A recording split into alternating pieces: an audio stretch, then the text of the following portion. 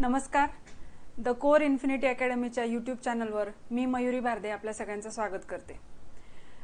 राज्यसेवेचा descriptive pattern 2025 पासून लागू होणार आहे. आता ते लागू होणारे ॲक्च्युली खूप दिवस ते प्रोलॉंग झाले, पण आता 2025 हे फिक्स आहे. सो 2025च्या डिस्क्रिप्टिव्ह पॅटर्नची काय काय तयारी करायला पाहिजे आहे त्या संदर्भातली यूट्यूब सिरीज आम्ही तुमच्यासाठी घेऊन येते. होपफुल तुम्हाला ती उपयोगाची पडेल. आज मी तुमच्यासाठी घेऊन आलेली आहे ऑप्शनल म्हणजेच वैकल्पिक विषय कसा निवडायचा आहे. तर चला सुरू करूया. ऑप्शनल किंवा वैकल्पिक विषय कसा निवडावा या विषयाची माहिती. सगळ्यात महत्त्वाचं, वैकल्पिक विषय हाच विषय घेऊन पहिलं लेक्चर आपण का घेतोय, वैकल्पिक विषयाचं महत्त्व काय आहे. वैकल्पिक विषय हा असा विषय आहे अभ्यासक्रमामधला, तो आपण निवडायचा आहे. म्हणजे काय, तर परीक्षा पद्धती सगळ्यांना एव्हाना माहिती आहे, प्रिलिम, मेन्स आणि इंटरव्ह्यू. त्यातली मेन्स म्हणजे मुख्य परीक्षा जी आहे ती आता डिस्क्रिप्टिव्ह होणार आहे. डिस्क्रिप्टिव्ह म्हणजे तुम्हाला त्याच्याबद्दल लॉंग आन्सर्स लिहायचे आहेत. ऑब्जेक्टिव्ह एकच उपलब्ध पर्यायांपैकी एकच पर्याय निवडायचा नाहीये. सो डिस्क्रिप्टिव्ह पॅटर्नमध्ये ऑप्शनल विषयाचं महत्त्व काय आहे, तर ऑप्शनल विषय किंवा वैकल्पिक विषय हा आपल्याला आयोगाने निवडण्यासाठीचं स्वातंत्र्य दिलेलं आहे. म्हणजे मेन्सला तुम्हाला 4 जीएसचे पेपर आहेत, एक एसएचा पेपर आहे, भाषेचे पेपर आहेत जे की क्वालिफाईंग आहेत. ही संपूर्ण परीक्षा पद्धती जी आहे ती यूपीएससीच्या पॅटर्नवर आधारित आहे. सिलेबस सुद्धा आपण जर पाहिला असेल तर तो सुद्धा यूपीएससीच्या प्रमाणेच राज्यसेवेने डिक्लेअर केलेला आहे. तर ह्याच्यामध्ये सगळ्यात महत्त्वाचं आहे ते म्हणजे वैकल्पिक विषयाची निवड कशी करायची. तर वैकल्पिक विषयच का, तर बाकीचे सगळे कॅन्डिडेट्स जे तुमच्याबरोबर मेन्स देणार आहेत त्याच्यामध्ये सगळ्यांना सारखं काय आहे, तर जीएसचे 4 पेपर सगळ्यांना सारखे आहेत, भाषा विषय सगळ्यांना सारखे आहेत आणि जो निबंध म्हणजेच एसेचा पेपर आहे तोही सगळ्यांना सारखा आहे. तर तुम्ही कुठेतरी वेगळे उठून कुठे दिसणार आहात किंवा तुमचं महत्त्व किंवा तुमचे मार्क्स सगळ्यात कुठे चांगले तुम्ही स्कोअर करू शकता तो विषय आहे तो म्हणजे वैकल्पिक विषय. त्याचं कारण हे आहे की तुम्ही वैकल्पिक विषय निवडताना काय काळजी घ्यायला पाहिजे की जेणेकरून सगळ्यांपेक्षा जास्त स्कोरिंग किंवा बाकीच्यांच्या पेक्षा तुम्हाला तुमचा आवडीचा विषय घेतल्यामुळे जास्त मार्क पडू शकतात. म्हणून वैकल्पिक विषयाची निवड करताना आपल्याला खूप काळजीपूर्वक ती करायची आहे. आता त्याच्यामध्ये काय काय ठोकताळे वापरायचे ते आपण थोड्या वेळात बघणारच आहोत. तोपर्यंत आपण निवड करायची म्हणजे काय करायचं ते एकदा बघूयात. आता आयोगाचा वेबसाईटवरून आयोगाचा तुम्ही जर सिलेबस डाउनलोड केला असेल तर त्याच्यामध्ये तुम्ही प्रिलिमचा सिलेबस पाहिला असेल, मेन्सचा सिलेबस पाहिला असेल. त्याच्यामध्ये आयोगाने एक वैकल्पिक विषयांची यादी पण दिलेली आहे. त्याच्यामध्ये एकूण 26 विषय दिलेत. त्या 26 विषयांपैकी कोणताही एक विषय वैकल्पिक विषय म्हणून तुम्हाला निवडायचा. ती यादीही आपण थोड्या वेळात बघणार आहोत. आता निवड करायची म्हणजे काय करायचं आणि वैकल्पिक विषयाचं स्वरूप काय असणार आहे मेन्समध्ये.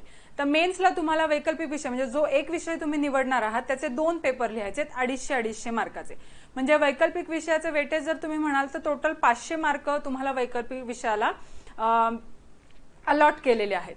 आता त्याच्यामध्ये जास्तीत जास्त स्कोअर करण्याचे चान्सेस ह्याच्यासाठी आहेत कारण तो तुम्ही स्वतः निवडता म्हणजे त्याच्यामध्ये तुम्हाला जास्त चांगली आवड आहे किंवा तो तुमचा विषय आवडीचा आहे किंवा त्याच्यामध्ये तुम्हाला जास्त मार्क्स पडू शकतात असं तुम्हाला वाटतं. कारण काहीही असू शकतील, पण इथे सगळ्यात महत्त्वाचं कारण हे आहे की मेन्सचे मार्क्स जे आहेत त्याच्यामध्ये तुम्ही बाकीच्यांपेक्षा उठून कसे दिसणार आहात, तर ते वैकल्पिक विषयाचा रोल खूप चांगल्या पद्धतीने आपल्याला त्याच्यावरती महत्त्वाचा दिसून येतो. आता योग्य निवडायचा आहे वैकल्पिक विषय, त्याचं कारण असं आहे की तुम्हाला समजा अँथ्रोपॉलॉजी आवडू शकतो किंवा तुम्हाला असं वाटतं की मला मेडिकल सायन्सेस हा विषय घ्यायचा आहे कारण मी MBBS BMS जो काही तुम्ही डिग्री घेतली आहे किंवा इंजिनिअरिंग बॅकग्राऊंडचे असाल तर तुम्हाला इंजिनिअरिंग हा विषय घ्यायचा आहे. तर घेऊ शकता का, तर आयोगाच्या 26 विषयांच्या लिस्टमध्ये जर तो विषय असेल तर अवश्य तुम्ही तो विषय घेऊ शकता.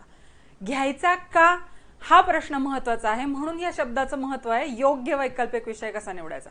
त्याचं कारण असं आहे की ह्या विषयाची निवड तुम्हाला वेगळं काहीतरी देऊन जाणार आहे जेव्हा परीक्षेचा अंतिम निकाल येणार आहे तेव्हा. त्यामुळे ऑप्शनल विषयाची निवड करण्याचे काही टप्पे मी तुमच्याशी इथे शेअर करणार आहे. ते टप्पे शेअर करण्यामागचं कारण असं आहे की ऑप्शनल विषय निवडतानाच मुलं वर्षभर, 6 महिने, 5 महिने, 8 महिने असा वेळ घालवतात. आता एवढा वेळ जर तुम्ही ऑप्शनल विषय निवडण्यामध्येच जर घालवला तर त्याच्याऐवजी ऑप्शनल विषय जर लवकर निवडला आणि हा सगळा जो स्पॅन आहे जो तुम्ही ऑप्शनल विषय निवडण्यासाठी घालवलाय तो वेळ तुम्हाला ऑप्शनलचा अभ्यास करण्यासाठी वापरता येऊ शकतो. आणि ते आत्ता वापरणं जास्त महत्त्वाचं आहे कारण आता जवळपास 10-12 वर्षापूर्वी एमपीएससीची डिस्क्रिप्टिव्ह एक्झाम माझ्या मते 2011ला होऊन गेली आहे. त्यामुळे आता 12 वर्षांनंतर डिस्क्रिप्टिव्ह एक्झाम होणार आहे. शाळा कॉलेजेसमध्ये पण कोरोना दरम्यान बऱ्याचशा परीक्षा ऑब्जेक्टिव्ह झाल्या. काही ठिकाणी परीक्षेचा सिलेबस 80% किंवा 80 मार्क्सचा केला गेला किंवा काही विषय त्याच्यातले वगळण्यात आले. या सगळ्या पद्धतीमध्ये आणि राज्यसेवेच्या बाकीच्या ज्या काही एक्झाम्स होतात त्याच्यामध्ये प्री मेन्स हे सगळ्या टप्पे जे आहेत ते ऑब्जेक्टिव्ह परीक्षांचे आहेत. त्याच्यामुळे डिस्क्रिप्टिव्हची परीक्षेची आपली तयारी, राज्यसेवेला मेन्सला फक्त तुम्हाला भाषा विषय म्हणजे मराठी आणि इंग्रजीचा 50-50 मार्काचा पेपर फक्त डिस्क्रिप्टिव्ह पद्धतीने लिहायचा आहे. त्यामुळे डिस्क्रिप्टिव्ह पद्धतीमध्ये ऑप्शनल विषय त्यातल्या त्यात अजून महत्त्वकार ठरणार आहे. तर त्याच्यामुळे डिस्क्रिप्टिव्ह पॅटर्न जो आहे त्याच्यामध्ये ऑप्शनलचं महत्त्व आपण आता बघूयात. आता येते मी पुढे ऑप्शनल विषय निवडण्याचे टप्पे. त्या टप्प्यांमध्ये आधी पहिली स्टेप काय आहे, ही स्टेप जी आहे किंवा ह्या ज्या मी 5-6 स्टेप्स तुमच्याबरोबर शेअर करणार आहे, ह्या स्टेप्स तुम्ही घरी बसल्या आपापल्या पद्धतीने सुद्धा टॅली करू शकता. ह्याच्याबद्दल तुम्ही फार जास्त वेळ घालवायची गरज नाहीये. या स्टेप्स फॉलो केल्या की तुम्हाला लवकरात लवकर तुमचं ऑप्शनल डिसाईड करता येणार आहे. तर सगळ्यात पहिली स्टेप आहे वैकल्पिक विषयांची यादी कोणती आहे. तर तुम्हाला जो विषय वाटतो आहे, आता ही यादी मी मनाने तयार केलेली नाहीये. एमपीएससीची जी वेबसाईट आहे, वेबसाईटवरती जो डिस्क्रिप्टिव्ह पॅटर्नचा सिलेबस शेअर केलेला आहे तो मराठीमध्ये आहे आणि इंग्रजीमध्ये पण आहे. तुम्हाला जो कम्फर्टेबल असेल तिथून तुम्ही तो डाउनलोड करू शकता. हवा असेल तर आपण आपल्या डिस्क्रिप्शन बॉक्समध्ये त्याची पीडीएफ मराठी आणि इंग्रजी दोन्हीही शेअर केलेली आहे. तुम्ही डिस्क्रिप्टिव्ह बॉक्स चेक करायला विसरू नका. आता इथे तुम्हाला लिस्ट दिसते. टोटल 26 विषयांची यादी राज्यसेवेने दिलेली आहे, ज्याच्यामध्ये खूप सारे ऑप्शनल आहेत. म्हणजे मी मगाशी म्हणलं तसं सिव्हिल इंजिनिअरिंग आहे, कॉमर्स अकाउंटन्सी आहे, इकॉनॉमिक्स आहे, पब्लिक ऍडमिनिस्ट्रेशन आहे, लॉ मॅनेजमेंट आहे, मराठी लिटरेचर आहे, मॅथमॅटिक्स आहे. म्हणजे तुम्ही प्रचलित ज्या विषयांमध्ये आपल्याकडे ग्रॅज्युएशन्स होतात त्या विषयांची बऱ्यापैकी कव्हरेज जे आहे ते ऑप्शनलच्या यादीमध्ये केलेलं आहे. त्यामुळे ह्यापैकी कुठलाही एक विषय तुम्हाला निवडायचा आहे. फक्त एक विषय वैकल्पिक विषय म्हणून निवडायचा, ज्याचे तुम्हाला 2 पेपर असणार, पेपर 1 आणि पेपर 2, 250-250 मार्काचे.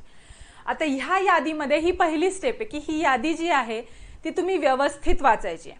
आता पहिल्या स्टेपमध्ये यादी वाचून झाल्यानंतरची इन्क्लुडेड सब पार्ट काय आहे की ह्याच्यातले कुठलेही 5 विषय तुम्ही काढायचे.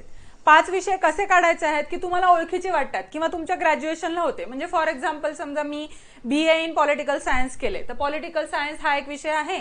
मला साधारण असं वाटतं की माझ्या ग्रॅज्युएशनला जे विषय होते तेच मला जरा ओळखीचे वाटतात किंवा तेच मला सोपे जाऊ शकतात. सो तुम्ही इकॉनॉमिक्स घेऊ शकता किंवा मराठी लिटरेचर एक असू शकतं, त्याच्यापैकी जॉग्राफी असू शकतं, किंवा जर तुम्ही सायन्स बॅकग्राऊंडचे असाल तर बॉटनी आहे, केमिस्ट्री आहे, झूलॉजी आहे. असे कुठलेही तुम्ही 5 विषय जी विषयांची यादी वाचल्यानंतर तुम्हाला वाटतात की हा हे 5 विषयांपैकी मी विचार करू शकतो. म्हणजे काय आपल्याला इथे करायचंय, एलिमिनेट करायचंय. काय एलिमिनेट करायचंय, बाकीचे जे भरमसाठ 26 विषयांची यादी आहे त्यातले फक्त 5 विषय ठेवायचे, 21 विषय आपोआप एलिमिनेट होत आहेत. हे 5 विषय जे आहेत ते नोट डाऊन करायचे आणि त्याच्यानंतर येते ती म्हणजे स्टेप 2. स्टेप 2 मध्ये सुद्धा आपण एलिमिनेशन टेक्निक वापरणार आहे. हे 5 विषय जे आपण शॉर्टलिस्ट केलेले आहेत त्यांचा आपण अभ्यासक्रम वाचायचा आहे. आता अभ्यासक्रम कुठे मिळणार आहे, तर राज्यसेवेने जी काही दिलेली यादी आहे त्या यादीचा किंवा सिलेबसची जी पीडीएफ आहे त्या पीडीएफच्या खालीच तुम्हाला यादी आणि यादीच्या खालीच विषयानुरूप इन डिटेल पेपर 1 आणि पेपर 2 चा सिलेबस बघायला मिळतो. तर त्या अभ्यासक्रमानुसार विषयांची जी 5 नावं तुम्ही काढलेली आहेत त्या 5 विषयांचा सिलेबस वाचून पाहायचा. आता सिलेबस वाचत असताना आपोआप असं होणार आहे, म्हणजे वेगळं काहीही कष्ट करण्याची तुम्हाला गरज नाहीये. या 5 विषयांपैकी आपसुकच तुम्हाला असं जाणवणार आहे की 3 विषय किंवा 2 विषय तुम्हाला खूप प्रिय वाटतात किंवा जरा अपिलिंग वाटतात, प्रिय वाटतात म्हणण्यापेक्षा, आणि 2 विषय जे आहेत त्याच्याबद्दल तुम्हाला साशंकता आहे, ते अवघड वाटतायत, सिलेबस लेंदी वाटतोय किंवा त्या विषयाबद्दल तुम्हाला फारसं माहिती नाहीये, सिलेबस वाटल्यावर असं वाटतंय. तर ह्याच्यापैकी तुम्ही एलिमिनेशन टेक्निकने पुन्हा 5 पैकी 3 विषय निवडायचे, नॅरो डाऊन करायचे. 2 विषय जे आहेत ते तुम्ही कट करायचे. ठीक आहे, इथपर्यंत माझ्या बरोबर आहात. त्याच्यानंतर आता तिसरी स्टेप जी आपण म्हणलेली आहे, तिसऱ्या स्टेप्स नंतर आपण आलेलो आहोत, ते म्हणजे 3 विषय शॉर्टलिस्ट केलेत आपण. आता हे 3 विषय जे आपण शॉर्टलिस्ट केलेले आहेत त्याच्यापैकी एक ऑप्शनल पर्यंत कसं यायचं ही सगळ्यात महत्वाची स्टेप आहे, किंवा ह्या स्टेपमुळे तुम्हाला योग्य तो तुमचा वैकल्पिक विषय सापडणार आहे. की पॉइंट्स काय आहेत? हे 3 की पॉइंट्स आहेत की ज्याच्यामुळे तुम्ही ठरवायचंय की ह्या 3 विषयांपैकी एक विषय मी कोणता घ्यायचा आहे. एक आहे आवड, म्हणजे तो विषय तुम्हाला खूप आवडतो, पहिला क्रायटेरिया. दुसरा क्रायटेरिया आहे त्या विषयामध्ये गती आहे. आता आपल्याला विषय आवडत जरी असला तरी असं होऊ शकतं की त्यातला एखादाच भाग आवडतो आणि त्याच्यामुळे आपल्याला तो विषय आवडतोय, किंवा कॉलेजमध्ये जे शिकवणारे शिक्षक असतात ते खूप चांगल्या पद्धतीने शिकवायचे म्हणून आपल्याला तो विषय आवडायला लागतो. पण ह्या दोन्ही फॅक्टरचा आपल्याला इथे विचार करायचा नाहीये. आवडतो म्हणजे त्याला पाहिजे गती, म्हणजे त्यातले जे काही सगळे सिलेबस मधले पोर्शन मध्ये जे काही मांडलेले आहेत मुद्दे, पॉइंट वाईज सिलेबस दिलेले आहे आयोगाने, ते पॉइंट्स जे आहेत त्यातलं आपल्याला नेमकं काय कळतंय, म्हणजे त्याच्यातलं उत्तर लगेच सोडवता यायला नकोय, पण हा सिलेबस तरी आपल्याला कळतोय का, नेमकं सिलेबस मध्ये जे पॉइंट्स मांडलेले आहेत ते आपल्याला समजलेले आहेत का. आता तिसराशी जोडताना खूप महत्वाचा मुद्दा येतो तो म्हणजे रिझल्ट. कोणता रिझल्ट? तर राज्यसेवेची जी डिस्क्रिप्टिव्ह पॅटर्नची एक्झाम होईल मेन्सची, त्याच्यामध्ये आपल्याला रिझल्ट आणायचा. आता प्रीचा वेगळा रिझल्ट लागतो, पण मेन्सचा म्हणून असा काही रिझल्ट लागत नाही. मेन्स आणि इंटरव्ह्यू मिळून आपले मार्क्स डिक्लेअर होतात आणि त्याच्यानुसार आपली रँक ठरते. तर आपल्याला रँक होल्डर व्हायचा आहे, तो रिझल्ट आपल्याला सगळ्यांना अपेक्षित आहे. तर रिझल्ट येण्यासाठी त्या विषयाची आवड आणि गती आपल्याला जोडायची आहे. म्हणजे तो विषय आवडतो पण, तो विषय समजतो पण, आणि आवड आणि समज या दोघांचं कॉम्बिनेशन करून आपल्याला त्या विषयामुळे रिझल्ट पण येणार आहे की जो बेटर असणार आहे. ह्या स्टेप्स फॉलो करून तुम्ही 5व्या स्टेप मध्ये यायचंय की जी 5वी स्टेप आहे ती तुम्हाला एकदम बुल्स आय हिट करायला मदत करेल, म्हणजे की एक फायनल ऑप्शनल डिसाइड करायला तुम्हाला मदत करेल. आता इथे मेक अशी आहे, मी इथे लिहिले प्रिव्हियस इयर क्वेश्चन्स बघणे. आता राज्यसेवेने जर डिस्क्रिप्टिव्ह पॅटर्न नुसार आधी परीक्षाच घेतलेली नाहीये या 10-12 वर्षात, तर आता 2025 साली जी मेन्स होईल त्याच्यासाठी मी कसे काय प्रिव्हियस इयर क्वेश्चन पेपर वापरू किंवा बघू. तर त्याचं उत्तर असं आहे, एक तर 2011 पूर्वी जे काही क्वेश्चन पेपर्स तुम्हाला मिळत असतील मेन्स डिस्क्रिप्टिव्हचे ते तुम्ही बघू शकता. पण ते बघण्यामध्ये अडचण अशी आहे किंवा रिस्क अशी आहे की त्यावेळेसचा डिस्क्रिप्टिव्हचा सिलेबस किंवा परीक्षा पद्धती आणि आताची 25 साली होणारी परीक्षा पद्धती याच्यामध्ये खूप डिफरन्स आहे, सिलेबसमध्ये पण डिफरन्स आहे. त्यामुळे मी सगळ्यांना असं सजेस्ट करीन की यूपीएससीच्या आधारावरती आयोगाचा आपला सिलेबस आयोगाने घेतलेला आहे. तर यूपीएससीचे तुम्ही जे काही विषय ठरवलेले आहेत त्या बेसिसवरती त्या विषयाचे यूपीएससीला वैकल्पिक विषय किंवा ऑप्शनलचे कशा पद्धतीने प्रश्न येऊन गेलेत हे तुम्ही एकदा टॅली करून बघायचे. प्रश्न फक्त वाचायचेत. प्रश्न वाचताना तुम्हाला अंदाज येतो की हा विषय आपल्याला झेपतोय का नाही झेपत आहे ते. आणि हे सगळं बघून झाल्यानंतर, प्रिव्हियस इयर क्वेश्चन्स बघून झाल्यानंतर लास्ट एकदा मी रिवाइज करणारे पॉइंट्स की ज्याच्यामुळे तुम्हाला तुमचा ऑप्शनल विषय जो आहे तो ठरवण्यासाठी मदत होणार आहे. ठीक आहे. स्टेप 6 म्हणजे एक विषय फायनल करताना हे ठोकताळे एकदा पुन्हा पडताळून बघायचे. 5 विषय आपण जे निवडले होते त्यातले 3 काढले, 3 मधला पुन्हा एक निवडताना जेव्हा आपण प्रिव्हियस इयर क्वेश्चन्स पेपर बघितलेले आहेत ते वाचलेत, सिलेबस व्यवस्थित पुन्हा एकदा पडताळून पाहिलाय, आणि ते झाल्यानंतर आपण हे 3 विषय मगाशी हे 3 पॉइंट्स जे आहेत ते मगाशी बघितलं की तो विषय आपल्याला झेपला पाहिजे. तो विषय आपल्याला जर आवडत असेल तर बऱ्याच वेळा झेपतो, कारण सगळा काही विषय असा असतो की एखादा विषय पॉलिटिकल सायन्स सारखा जर आपण घेतला तर त्याच्यामध्ये असं होऊ शकतं की थिअरी पार्ट तुम्हाला प्रचंड टफ जातो, पण त्याच्याच व्यतिरिक्त जर कॉन्स्टिट्यूशन आणि गव्हर्नन्स पार्ट बघितला आपण तर त्याच्यामध्ये आपल्याला तो सोपाही वाटू शकतो. त्यामुळे संपूर्ण सिलेबसचा आवाका आपल्याला आला पाहिजे. म्हणून आवड, गती आणि रिझल्ट. आता रिझल्ट ओरिएंटेड होण्यासाठी किंवा तो विषय घेऊन आपल्याला रिझल्टमध्ये पॉझिटिव्ह इफेक्ट किंवा सकारात्मक बदल आपल्या मार्कांवरती घडवून आणायचा असेल आणि तोही वैकल्पिक विषयामुळे, तर आपल्याला ह्या 4 गोष्टी खूप चांगल्या पद्धतीने करायला हव्या आहेत. या 4 पद्धतींचा किंवा ह्या 4 पॉइंटचा संबंध डिरेक्टली रिझल्टशी संबंधित आहे. ते मी एक्सप्लेन करते एक एक करून. मार्गदर्शन. जो विषय तुम्ही निवडता आहे त्या विषयाचं मार्गदर्शन अवश्य घ्या. मार्गदर्शन घ्या म्हणजे काय, एखादा कोचिंग क्लास असेल, एखादा वैयक्तिक कोणाचा क्लास असेल, म्हणून मी ते कोचिंग किंवा व्यक्ती म्हटलेलं आहे. ते कशासाठी आवश्यक आहे की सगळा विषय आपल्याला कळेलच असं नाही. ज्या विषयातल्या काही अडचणी आहेत त्या समजून घेण्यासाठी तुम्हाला कोणीतरी अप्रोच करण्यासाठी एखादं ठिकाण हवंय, मग तो एखादा क्लास असू शकतो, एखादी व्यक्ती असू शकते. आता व्यक्ती जी आहे तिथे रिस्क अशी असू शकते की त्या व्यक्तीने कधी कॉम्पिटेटिव्ह एक्झाम्सचा अभ्यास केला नसेल किंवा त्या व्यक्तीने स्वतः कधी कॉम्पिटेटिव्ह एक्झाम्स दिल्या नसतील. म्हणजे फॉर एक्झाम्पल तुमचे कॉलेजचे प्रोफेसर जे असतील, जे तुम्हाला शिकवतात ते उत्तम असतील, यात काही शंका नाही. पण त्या व्यक्तीला जर ही परीक्षा पद्धतीच माहिती नसेल तर त्या परीक्षा पद्धतीच्या एक्सपेक्टेशन्स म्हणजे जे काही त्याच्यातून अपेक्षित आहे एमपीएससीला, ते त्या व्यक्तीला तुम्हाला नीट पद्धतीने सांगता येणार नाही. म्हणून व्यक्ती निवडताना सुद्धा आणि कोचिंग किंवा क्लास निवडताना सुद्धा, मार्गदर्शन निवडताना एवढी काळजी मात्र नक्की घ्या की तुम्हाला त्या व्यक्तीकडे किंवा त्या कोचिंग क्लासकडे गेल्यामुळे तुम्हाला फायदा झाला पाहिजे, विषय क्लिअर झाला पाहिजे. आणि विषय क्लिअर असेल तरच त्याचा प्रतिबिंब जे आहे ते आपल्याला रिझल्ट वरती दिसेल. पुढचा आहे रेफरन्स मटेरियल. आता रेफरन्स मटेरियल म्हणजे नोट्स नाही. रेफरन्स मटेरियल म्हणजे जे पुस्तकं तुम्ही वापरता, संदर्भ साहित्य तुम्ही वापरता, ते त्या विषयाचं उपलब्ध पाहिजे. आता कसं उपलब्ध पाहिजे म्हणजेच काय, जी काय बुकलिस्ट असते, एखाद्या ऑप्शनल विषयाची बुकलिस्ट असते की बाबा अमुक तमुक 4-5 पुस्तकं जी आहेत ती वाचावीच लागतात, त्याच्याशिवाय पर्याय नाही, अशी प्रत्येक विषयाची बुकलिस्ट असते. तर तुम्ही तो विषय निवडता आहे, त्याच्यातले फेमस जे काही पुस्तकं आहेत लेखकांची, ती बाजारामध्ये मुबलक प्रमाणात उपलब्ध आहेत का, मुळामध्ये त्याच्यावरती काही मटेरियल अवेलेबल आहे का, रेफरन्स मटेरियल, ज्याच्यामधून तुम्हाला आयोगाच्या वेबसाईटवर त्या सिलेबसचा, त्या विषयाचा जो सिलेबस दिलेला आहे तो कव्हर झाला पाहिजे.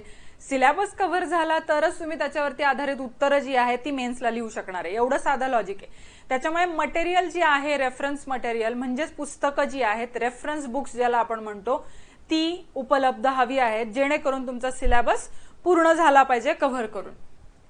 रेफरन्स मटेरियल जरी असलं तरी बऱ्याच वेळा असं होतं काही विषयांमध्ये की ते विषय खूप करंट अपडेटेड असतात किंवा त्यांचं करंट नॉलेज लागतं. मी माझ्या विषयाबद्दल सांगू शकते, तो म्हणजे political science and international relations. त्याच्यामध्ये इंटरनॅशनल रिलेशन्स हा जो पार्ट आहे त्याच्यामध्ये करंट रिलेटेड गोष्टी खूप सतत घडत असतात वर्ल्ड पॉलिटिक्समध्ये, किंवा कॉन्स्टिट्यूशन अँड गव्हर्नन्समध्ये सुद्धा नवीन नवीन गोष्टी घडत असतात. त्याच कंपॅरिझनमध्ये थिअरीचा जो पार्ट असतो त्याच्यामध्ये खूप जास्त नव्याने काही गोष्टी येत नसतात. त्यामुळे अशी पुस्तकं जी आहेत, जी करंट अपडेट किंवा करंट रिलेटेड जो पोर्शन आहे तो कव्हर करतील किंवा मार्गदर्शन करतील, अशा पद्धतीचे रेफरन्स मटेरियल तुम्हाला आहे का त्या विषयाचं अवेलेबल, हे बघायला लागेल. पुढचं आहे ते म्हणजे स्टडी नोट्स. आता पुस्तकं सगळी जरी असतील अवेलेबल तरी बऱ्याच वेळा असं होतं की ती पुस्तकं रिसर्चच्या उद्देशाने लिहिलेली असतात किंवा प्रत्येक लेखकाचा पुस्तक लिहिण्यामागचा उद्देश वेगवेगळा असतो. असं होऊ शकतं की ती पुस्तकं रेफरन्स मटेरियल म्हणून तुम्ही वापरली, तुम्हाला तो विषयही कळला, पण परीक्षेमध्ये जे प्रश्न येणार आहेत त्याची उत्तरं तुम्हाला त्याच्यातनं निवडता येत नाहीये. तर असं एखादं स्टडी मटेरियल जे सोप्या शब्दात असेल आणि तुम्हाला परीक्षेमध्ये अल्टिमेटली रिझल्ट आणण्यासाठी उपयोगी पडेल, असं काही स्टडी मटेरियल त्या विषयाचं अवेलेबल आहे का, हेही तुम्ही बघायला अजिबात विसरू नका. आणि लास्ट मुद्दा आहे तो म्हणजे रायटिंग प्रॅक्टिस. रायटिंग प्रॅक्टिस, लिखाणाची सवय आणि लिखाणाची, मी म्हणेन लिखाणाचं सवय म्हणण्यापेक्षा लिखाण तुम्ही सतत करणं अपेक्षित आहे मेन्ससाठी. कारण ऑब्जेक्टिव्हचा अभ्यास करून असं झालेलं असतं की ती घटना कुठे घडली, कधी घडली, कोण त्याच्यामध्ये इन्व्हॉल्व्ह होतं, हे सगळं आपल्याला माहिती असतं एवढ्या वर्षीच्या परीक्षा पद्धतीमुळे.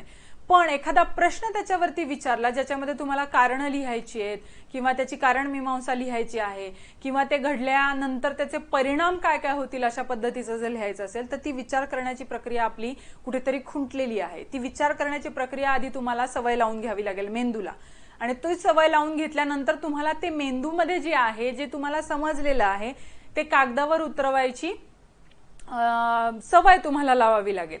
आणि जे काही तुम्ही लिहिलेलं आहे ते प्रश्नाच्या उत्तराच्या मटेरियलमध्ये बसतंय की नाही हे पण तुम्हाला त्याची सवय करून घ्यावी लागणार आहे. त्यामुळे तुम्ही जी काही प्रश्न लिहिताय त्याची उत्तरं कुठून तरी चेक करून मिळतायत का, मी प्रॅक्टिस टेस्ट कुठे अवेलेबल आहे का, हे रायटिंग प्रॅक्टिससाठीचं उपयुक्त मी सांगते आहे.